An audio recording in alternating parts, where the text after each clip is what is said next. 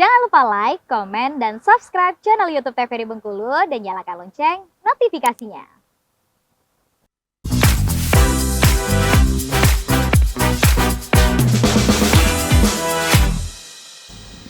Balik lagi di Opini, obrolan pagi ini dengan tema kita Sineas Muda Film Bengkulu bersama dengan Bang Azam selaku sineas muda. Nah Bang Azam, film-film yang sudah Abang produksi sejauh ini itu ditampilkan di YouTube atau di mana biasanya Bang? Hasil-hasil karyanya ya yang sudah digarap ini. Ada di YouTube, di platform digital YouTube ada, kemudian juga ada rata-rata sih baru di screening aja ya. Setelah buat film, kemudian saya cari tempat untuk screeningnya, jadi nonton bareng-bareng. Banyaknya kayak gitu. Nobar gitu ya. Ya, sama gandeng dengan film-film yang lain. Berarti disatuin nonton bareng gitu kan. Iya, bener. Oke, kalau Abang sendiri dengan film-film yang sudah diproduksi ini pernah dilombakan nggak Bang? Pernah ngikutin lomba waktu tahun berapa ya? Tahun 2014 pernah ikut lomba. Waktu itu film apa waktu itu? Film pertama kali saya buat tuh film action. Film action. Iya. Dan itu dilombakannya yang di cakupan Bengkulu atau malah di kemarin luar tingkatnya tingkat jurusan ya. mungkin Iya, jurusan? tingkat jurusan. Kemudian yang kedua itu ada apresiasi film pendek. Peringkat 2 kalau nggak salah. Itu film horor tahun 2015. 2015 Ya. ya. Setelah itu untuk lomba apalagi ya? Pernah nggak ya? Lupa ya. Saking banyaknya ya. Bukan, saya lupa urutannya itu. Banyaknya ikut lomba ini, ikut lomba video pendek. Kalau film nggak? Kalau film nggak ya. Ya, kalau untuk video pendek sering untuk lomba. Tapi untuk komunitas-komunitas film yang ada di Bengkulu ini sering buat film pendek ya, lebih ke film pendek bukannya ke movie atau web series tadi ya Bang ya? Iya, yang terjangkaunya itu web series paling yang ekspor, yang punya effort besar. Iya. Tapi kalau yang lumayan santai, film pendek. Sebenarnya lomba-lomba ini diadakan sama siapa sih Bang? Biasanya kalau untuk lomba-lomba film pendek dan web series dan sebagainya itu kalau di Bengkulu? Kalau di Bengkulu mungkin dari pemerintahan ya. Tapi kalau yang saya tahu kemarin terakhir itu dari salah satu komunitas juga, komunitas film di Bengkulu yang lumayan besar. Sehingga mereka kayaknya ini teman-teman harus diajakin buat film deh, tapi pakai apa ya? Oh, pakai kita buat apresiasi film pendek di akhir tahun. Sehingga mereka nanti ada produksian di tahun itu yang bisa kita tayangin di apresiasinya gitu. Oke, selama Abang buat film ya dari tahun 2014 sampai dengan sekarang, ada film-film yang menurut Abang berkesan nggak pada saat syutingnya, atau ternyata dari garapan ceritanya relate sama kehidupan sehari-hari misalnya, atau cerita-cerita lucu ternyata waktu produksi film? Kalau saya itu lebih ke experience ketika pembuatan filmnya.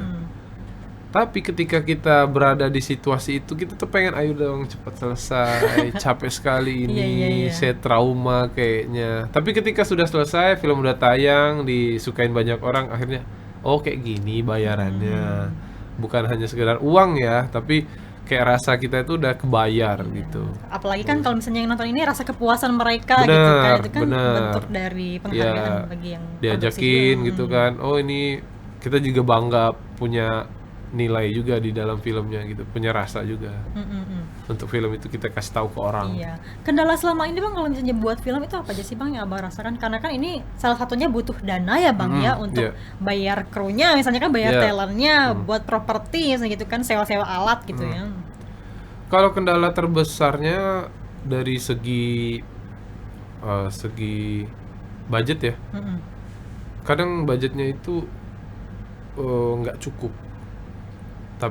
Sehingga kita harus motong sana sini. Yang kedua, kendalanya dari lokasi. Kadang-kadang ada lokasi yang kita pengen banget di sana, pengen banget harus syuting nih di sini, harus di sini. Tapi ternyata izinnya Ya, susah. izinnya susah. Terus juga menentukan lokasinya yang lokasi itu jauh ternyata. Kemudian juga mengkondisikan orang-orang sekitar juga susah.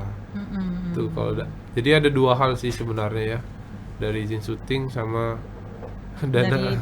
Dari dana ya. Tapi sejauh ini yang mendanai perfilman abang yang sudah abang produksi itu dari duit kas atau kumpulan dari teman-teman atau gimana tuh? Eh, kita pernah semuanya ya, dengan beberapa treatment kayak gitu, pernah didanain juga.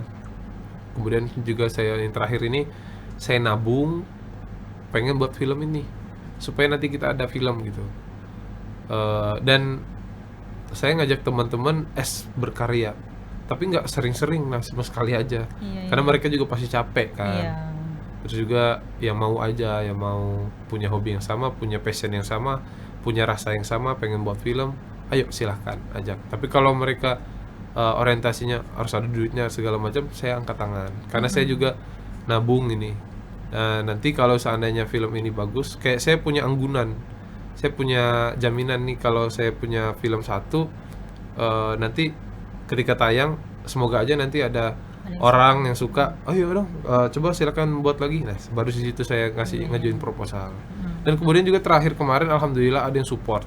Maksudnya dia support nggak banyak, cuman nanti kalau makan untuk segala macam untuk kru aman kayaknya.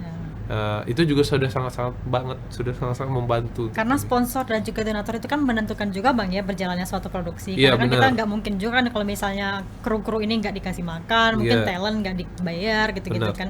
Meskipun as a hobby seperti Iya. yang abang bilang tadi, kita kan tapi kan kita juga butuh pemasukan gitu kan untuk kehidupan sehari-hari. Benar. Jadi juga kalau kita bicara tentang dana, ini sebenarnya ada sinkronisasinya terhadap ide. Kalau ide kita besar, kemudian juga ternyata setelah di breakdown, setelah dirapiin segala macam skripnya, ternyata di RAB-nya itu terlihat besar. Ya udah, makanya kita harus potong sana sini. Itu yang yang maksud aku tuh yang susahnya di situ. Gitu. Akhirnya produksinya tidak maksimal karena propertinya yang tidak membadai. Kalaupun ada kata orang, ya cari ide lah, kan kalian kreatif segala macam, enggak juga gitu. Iya, iya. Itu adalah fakta di lapangan. Gitu. Karena ini kan masih proses pembelajaran ya, Benar. tim-tim kreatif dan juga karyawannya pun masih didukung sama teman-teman abang juga. Iya. Kan ya masih proses belajar. Nah, mungkin ada mahasiswa dan juga anak-anak SMK mungkin yang pernah ikut abang untuk belajar buat film misalnya, Bang. Pernah, Bang? Pernah, untuk tahun kemarin ada anak SMK 3 Bengkulu ya. Mereka bagus sekali. Mereka pengen belajar karena mungkin mereka di dalam jurusan yang mereka selaras film ya. Dan kayaknya untuk belajar di sekolah nggak cukup deh. Akhirnya mereka nemuin saya, ya udah kita belajar bareng. Saya juga belajar sama mereka. Karena ilmu yang di sekolah juga saya pengen tahu gitu kan. Kita kan tahunya di lapangan, kita kan tahunya otodidak, kita bukan berada di jalur pendidikan khusus untuk film. Nah, mereka punya ilmu itu. Ya udah, ayo kita saling. Mereka ini posisinya hanya pengen belajar atau magang waktu itu? Kebetulan magang. Jadi kita kebetulan alhamdulillah Lunar Indonesia sudah punya kerjasama untuk teman-teman SMK 3 yang pengen magang. Tapi kami juga membuka untuk teman-teman yang lain yang non school ya, boleh silakan gabung kalau mau belajar. Untuk di tempat Iya, abang ya, di benar. podcast abang. Oke. Untuk production house-nya untuk magangnya. Oke, untuk perfilman di Bengkulu saat ini Bang, apalagi kan komunitas-komunitas film ini kan banyak menghasilkan karya-karya dari masyarakat Bengkulu ya, dari kehidupan sehari-harinya, mungkin wisata dan juga kehidupan sejarah dan sebagainya. Ini kalau Abang sendiri melihat perkembangan dari film-film Bengkulu ini, karya-karya anak muda ini gimana sih Bang? Kalau saya lihat dari tahun 2014 itu naik turun ya. Naik kemudian turun. Ketika naik lagi, karyanya udah luar biasa. Jadi kayak ada upgrade gambar dari segi visual, dari segi audio dan lain-lain, dari segi cerita kayak upgrade. Terus turun. Nanti kalau naik, ini bakal lebih bagus lagi gitu. Nah, saya nggak tahu ini bagus atau tidak, tapi saya tetap selalu mengajak teman-teman untuk tidak capek lah ya, untuk tidak capek untuk ayo dong berkarya gitu. Walaupun nggak ada duitnya ya sesuaiin aja gitu kan, cari ide yang ya tidak terlalu menguras banyak uang di kantong, tapi seenggaknya buat dong satu. Saya juga takut nanti kalau misalnya ada satu event yang mengundang beberapa guru atau workshop kayak gitu, terus Bengkulu mana nih filmnya kayak gitu. Saya nggak tahu saya nggak mau filmnya itu aja gitu. Kayak nggak ada perkembangan. Nah nanti semoga aja mungkin saya merasa sekarang lagi turun ya.